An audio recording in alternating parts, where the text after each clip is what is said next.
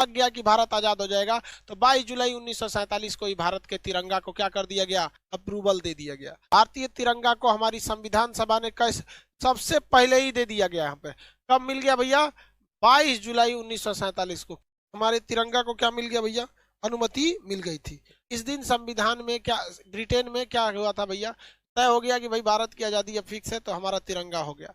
भारतीय तिरंगे का डिजाइन किसने किया, पिंगली वेंकैया, पिंगली वेंकैया ने किया। इसकी लंबाई और चौड़ाई में जो रेशियो रहता है कितना होता है, आपको पता ही होगा, 3:2। लंबाई और चौड़ाई में रेशियो कितना होता है, 3:2। इसके बीच में अशोक चक्र है, एक नेवी ब्लू का कलर का क्या है, चक्र है, जिसमें कितनी तीलियां हैं, 24 तीलियां हैं। ये 24 तीलियां किसको दर्शाती हैं, ये 24 तीलियां हमें दर्शाती हैं कि हमें राष्ट्र निर्माण के लिए 24 घंटे अथक रूप से चलते रहना है। 24 घंटे हमारी देश का विकास होना चाहिए। इसलिए 24 घंटे को विकास को दर्शाने के लिए जो एटीएम 24 घंटे खुले रहते हैं और हफ्ता में 7 दिन चलते हैं, 24/7 इसे लिखा जाता है। 24/7, 24 आवर हम अपने राष्ट्र निर्माण के लिए बढ़ते रहे। हरा रंग हरियाली को, हरा रंग हरियाली, केसरिया बलिदान का, सफेद रंग शांति के लिए, हम कभी किसी देश पे लड़ाई वगैरह नहीं करते हैं। हाँ, हमको अगर कोई मारेगा तो हम कूचेंगे, ये बात तो कंफर्म है। केसरिया रंग किसे दर्शाता है, बलिदान का दर्शाता है। कुछ लोग कहते हैं केसरिया नहीं होगा, कुछ लोग कहेंगे हरा नहीं होगा। अरे हमारा देश का तिरंगा सबसे बेहतर है। हरा क्या हरियाली कोई मिटा सकता है, केसरिया के आसमान और सूरज के रंग को कोई बदला जा सकता है, नहीं। तो देखिए हमारा जो है बलिदान का, केसरिया एक्चुअली किस चीज के लिए, बलिदान के लिए। हरा रंग किसके लिए, हरियाली के लिए। हमारा देश हरा भरा है भाई, मेरे देश की धरती। इसमें गलती कैसे कर देता है लड़का सब, हम बचपन में छोटे थे तो तिरंगा बनाना था ना, तो हमने गलती से क्या किया, केसरिया को नीचे कलर कर दिया, ग्रीन को ऊपर कलर कर दिया। अब छोटे बच्चे हम लोग थे, लोग 4-5 में पढ़ते थे, और टीचर हमको समझाए कि देखो बाबू ऐसा गलती नहीं करना। हम कहे कि सर हमारे दिमाग से उतर जाता है कि केसरिया ऊपर रहेगा, ग्रीन। तो हमको बड़ा प्यार से समझाए, देखो बाबू हरियाली जो होती है वो कभी ऊपर हरियाली थोड़ी होती है आसमान में, हरियाली जब भी आएगी तो नीचे रहती है, जमीन पे हरियाली रहती है। हाँ सर, इसका मतलब हरा नीचे रहेगा। और सूरज का रंग केसरिया होता है, वो कहाँ जमीन पर रहेगा, नहीं तो ऊपर रहेगा। तो छोटे बच्चों को ऐसे ही समझाया जाता था, हमने गलती कर दिया था। हमारा झंडा, झंडा रूल के हिसाब से आप सूरज निकलने से पहले अंधेरे में झंडा नहीं लहराएंगे, सूरज निकलने से पहले अंधेरे में झंडा नहीं लहराएंगे। यानी जब भी झंडा लहराना है तो जब सूरज निकल जाए, सूर्योदय की रोशनी में, सूर्य की रोशनी में हमारी झंडा का तोलन होना चाहिए, फ्लैग होस्टिंग एकदम। और जब सूरज ढलने लगे तो हमारी झंडा का अपमान न हो, अंधेरे में हमारी झंडा को कोई देख ना सके, हमारे वीरों के बलिदान को, हमारी मिट्टी की हरियाली को जब कोई देख ना सके, तो हम लोग को झंडा क्या कर लिया जाता है, सूर्यास्त के बाद उतार लेना चाहिए। झंडा में नियम है कि जब भी कोई व्यक्ति झंडा में लेके आगे चलेगा आंदोलन वगैरह में, तो दाहिनी हाथ उसका ऊपर रहना चाहिए और बायां हाथ उसका नीचे रहना चाहिए। इस तरह से वो फ्लैग मार्च को लेकर चलेगा। यहाँ पे झंडा को इस तरह से, ये नहीं कि दाहिना हाथ कहाँ रहना चाहिए, ऊपर रहना चाहिए, राइट हैंड इस तरह से लेके वो मार्च करके चलेगा। अब जैसे मान के चलिए कि अगर सैनिक हैं, अगर हमारे देश के सैनिक हैं, तो सैनिक को परेड वगैरह लंबी दूर तक नहीं रहना। अब मान के चले किसी को आंदोलन करके लेके जाना है झंडा, तो उसे क्या करना है, अपनी गाड़ी पर झंडा सबसे ऊंचा रहना चाहिए। अगर आप किसी धार्मिक झंडे को इस झंडे के साथ लगाना चाहते हैं, या भारत में रहकर किसी अन्य देश का झंडा लगाना चाहते हैं, तो कोई भी झंडा भारत के झंडा से ऊपर नहीं हो सकता। जैसे मान के चलिए किसी को अपना केसरिया झंडा लगाना है, किसी को हरा, किसी को लाल, किसी को गुलाबी, किसी को कुछ भी, तो वो इस झंडे से नीचे रहना चाहिए। हमेशा हमारे नेशनल फ्लैग का रेस्पेक्ट बना रहना चाहिए। हमारे झंडे से ऊपर किसी का झंडा नहीं रहना चाहिए, किसी को कोई दिक्कत नहीं।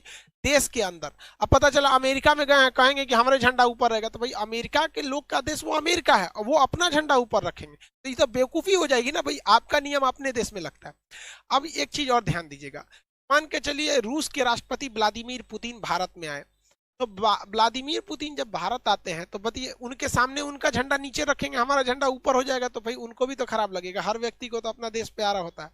तो जब कई सारे झंडे एक साथ लगे हों, तो भारत का झंडा उस झंडे के दाहिने साइड रहना चाहिए। कहाँ रहना चाहिए, दाहिने साइड। मान के चलिए रूस अभी हमारा मित्र है, तो हमारा अपने मित्र को तो हम भी निराश नहीं ना करेंगे। नेशनल भाई सबके लिए इक्वलिटी की बात है। तो जब कभी भी आप अपने देश में किसी दूसरे के झंडे को बराबरी रखते हैं, जैसे कोई भी देश, आप पाकिस्तान वालों की बात नहीं कर, भारत में रूस वगैरह की बात, तो हमें क्या करना है, उसको राइट साइड में रखना है। अपने झंडे को कहाँ रखना है, राइट साइड में। अगर कोई आंदोलन या जैसे किसान आंदोलन चल रहा है, तो किसी को अगर उसमें तिरंगा लेके जाना है और अगर दाहिनी हाथ से उठा के ऐसे थक गया है बेचारा, कितना दूर ले जाएगा, सैनिक तो है नहीं, आम आदमी सैनिक की तो नहीं रहता है, तो उसे अपने दाहिने कंधे पे क्या करना है, झंडे को ऐसे रखना है, दाहिने कंधे पे झंडे को रख के लेके चलना है। और याद रखना चाहिए कि जो व्यक्ति दाहिने कंधे पे झंडा को रखा है वो आंदोलन में सबसे आगे रहना चाहिए। आंदोलन में क्या रहना चाहिए, सबसे आगे रहना चाहिए। और झंडा कभी भी जमीन से टच नहीं होना चाहिए, इससे हमारे झंडे की क्या हो जाएगी, बेइज्जती होगी। तो झंडा ऐसे तो उसे दाहिना हाथ रख के झंडा को हमेशा ऊपर लेके रखना है, लेकिन जब कभी भी थक जाएगा तो उसे कहाँ रखना है, अपने दाहिने कंधे पे लेके। और आंदोलन मार्च में वो सबसे आगे रहना चाहिए। ये नहीं तो इस तरह से बहुत ज्यादा झंडे का अपमान एकदम सरासर गलत है। अरे भाई जो देश प्रेम नहीं कर सका उसको खुद को सुसाइड करके मर जाना चाहिए। क्योंकि यार एक जानवर को भी अपने खूंटा से बहुत प्रेम होता है, जहां उसे बांधा जाता है ना उसे वो बहुत प्रेम करता है, वहां उसे गंदा नहीं करता है। और कैसे लोग हमारे देश को लोग उल्टा सीधा बोल देते हैं। हम अपने झंडे का देखिए, एक जाने अनजाने में कभी हो गया, जैसे कभी हम 26 जनवरी को आप देखेंगे सड़क पे कभी कोई तिरंगा गिर गया है, तो कोई जानबूझ के नहीं फेंका होगा, जाने अनजाने में उसे गिर गया होगा, तो आप कम से कम उसे उठा लीजिए।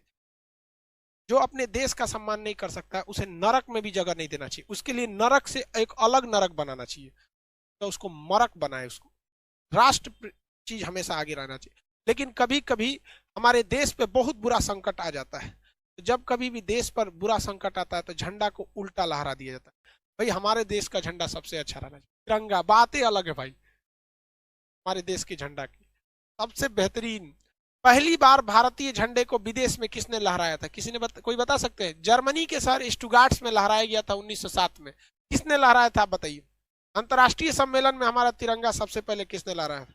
मैडम भीखाजी कामा। एक सैल्यूट उस वीर महिला के लिए, भारतीय स्वतंत्रता की जननी कहा जाता है मैडम भीखाजी कामा को। तिरंगा झंडा लहरा दिया था 1907 में, जब हम गुलाम थे तब लोगों ने देखा कि भाई ये किसका झंडा है, तब पता चला कि भैया ये देश भारत का ये क्या है, झंडा है। अब देखिए झंडा के साथ दो कंडीशन, ये जो झंडा ऐसे सीधा है, अगर हम इसे ऐसे कर देंगे झंडा को, तो टेबल कुर्सी पे जब झंडा रहता है तो दो झंडे ऐसे रह जाए तो कोई दिक्कत नहीं है, दो दो झंडे अगर तिरछा हो जाए तो कोई प्रॉब्लम नहीं है। जैसे ये देखिए, अभी कोई दिक्कत नहीं, अभी कोई दिक्कत नहीं है, अभी कोई दिक्कत नहीं। लेकिन अगर हमारे राष्ट्रीय स्मारक जैसे सुप्रीम कोर्ट, राष्ट्रपति भवन, इस सब पे अगर जो झंडा सीधा लगता है वहां का झंडा तिरछा नहीं होना चाहिए। जैसे राष्ट्रपति भवन का झंडा है, अगर इस झंडे को इस तरह से झुका दिया गया तो समझ जाइएगा कि देश का बहुत बड़ा क्षति हुआ। राष्ट्रीय शोक अगर होता है, दुख दर्शाया जाता है कि ऐसा दुख जो पूरे देश को लगा है, तो उसमें राष्ट्रीय झंडा झुकना चाहिए।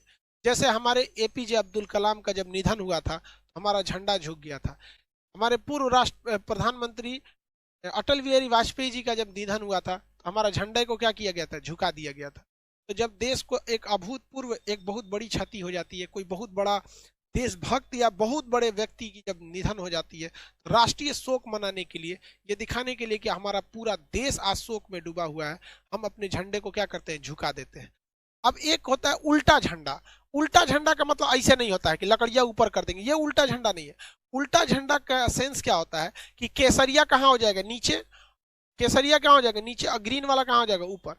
उल्टा झंडा का मतलब होता है कि हमारे राष्ट्रीय शोक है, मतलब कोई विकट परिस्थिति आ गई, भयानक भूकंप आ गया हो, भयानक कोरोना कंट्रोल के बाहर हो गया है, त्राहिमाम त्राहिमाम हो गया है, कोई बहुत बड़ा जल सैलाब आ गया है, बहुत भूकंप टाइप का कुछ या सुनामी टाइप का कुछ आ गया, राष्ट्रीय संकट आ गया है, तो अब हम अपने झंडे को क्या करते हैं, उल्टा कर देते हैं। अपने झंडे को क्या करते हैं, उल्टा कर देते हैं। भगवान न करे कभी हमारे देश पे ऐसा संकट आए, हमारी भारत माँ का झंडा हमेशा लहराता रहे शान से एकदम। यहाँ पर राष्ट्रीय शोक जो है भाई हमारे देश में कभी कभी तो होते ही रहते हैं, जैसे तो साइंटिस्ट अब्दुल कलाम, अटल बिहारी वाजपेयी, ये लोग हमारे, इनका गुजरना हमारे लिए भाई साहब एक तो बहुत बड़ा क्षति है। भगवान न करे हमारे झंडा कभी उल्टा हो, ऐसा कोई संकट ना आए देश पर, भगवान स्पेशल ध्यान दीजिएगा, हमारा देश का झंडा सीधा ही रहे।